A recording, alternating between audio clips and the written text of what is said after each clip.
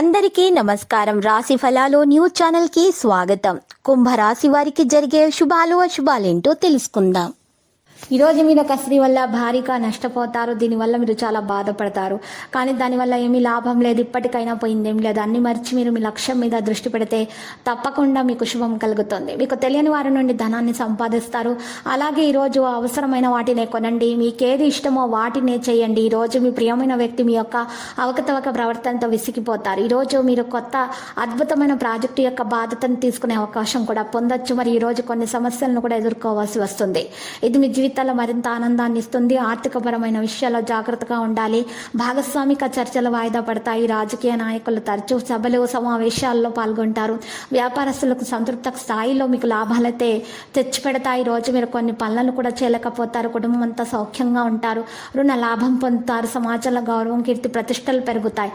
చేపట్టిన కార్యక్రమాలు నిదానంగా కొనసాగుతాయి. ఆలోచనలు కొలికి ఈరోజు వస్తాయి. వ్యాపారస్తులు, వాణిజ్యవేత్తలు అయితే ఈరోజు మంచిగా వారి దినచర్య సాగిపోతుంది. రాఘవేంద్ర స్వామి స్తోత్రాలు పఠించడం వల్ల వాళ్ళకి మేలు కలుగుతుంది.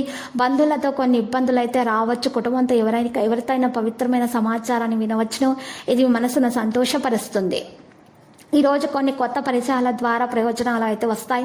హృదయం నుండి ప్రజలకు మంచిగా ఆలోచిస్తారు. మీ ప్రజలు దీన్ని మీ స్వార్థాన్ని పరిగణించుకోవచ్చు. చెడు సంబంధం వంటి పరిస్థితులను అనుమతించుకోవడం మంచిది.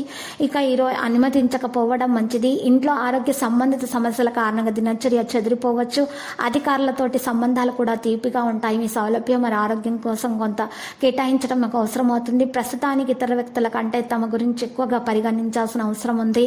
మీరు వెంటనే సారిక సమస్యను పరిష్కరించడానికి ప్రయత్నించాలి. పని ప్రదేశానికి వెళ్ళేటప్పుడు మార్కుల వివాదం జరిగినా కూడా మీరు కోపాన్ని నియంత్రించుకోవాలి. తెలివిగా పరిష్కరించుకోవాలి. క్రమబద్ధమైన పనులను కొనసాగించాలి. ప్రణాళిక ప్రకారం పనులు చేయాల్సి ఉంటుంది.